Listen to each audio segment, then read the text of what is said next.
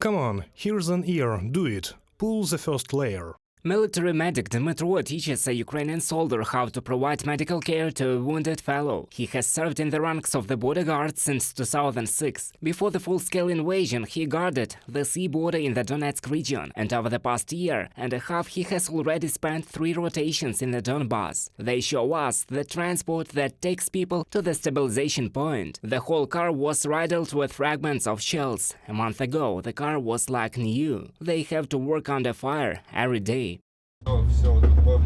There is a fragment there, so big it went in. It's all sealed up here. It's all shards. Is this also a result of recent hostilities? Yes, everything here is holding up somehow. It's hard to ride. Such situations happen. We have a very difficult, tense situation in this area. We have wounded every day. Shelling with large calibers almost never stops. Guys get most often minor injuries. In all this time, no one has died in my arms. And I know that I'm doing everything right so far. The doctor says that there are no rules for the Russians to wage war. The occupiers purposefully fire at Ukrainian doctors, trying to finish off the wounded. These are terrorists. What to negotiate with them? They have already shown what they are capable of. We just draw conclusions from this. We have a war here. Everything happens in a war. Dmytro's cruise is an intermediate link in rescuing the wounded. They pick up the fighter from the designed point and take him to the stabilization point.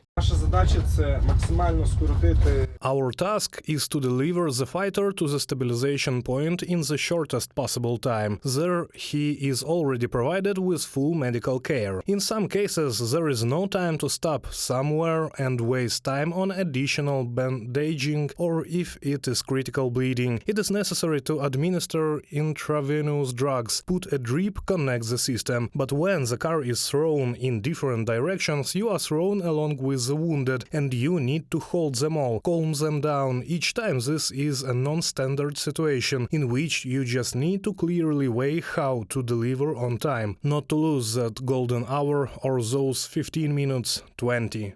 The driver of the crew, Pavlo, also helps not to lose precious time to save the wounded. He says that during the evacuation, the speed of decision-making and composure is important. Завжди повинно поготові, коли лише сигнал.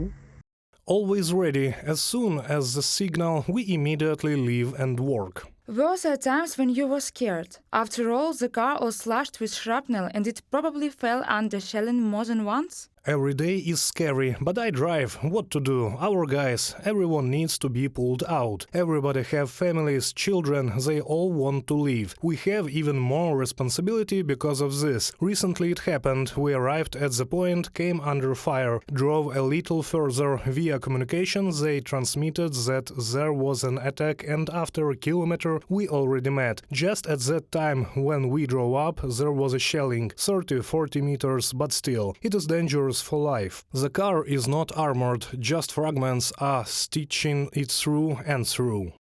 Despite all the difficulties, the crew continues to serve in the Bakhmut direction. On the radio receive the coordinates of the evacuation of the wounded. Dmytro and Pavlo immediately get into the car and hit the road. Already in the evening they show who they managed to take out from under heavy fire and save this time.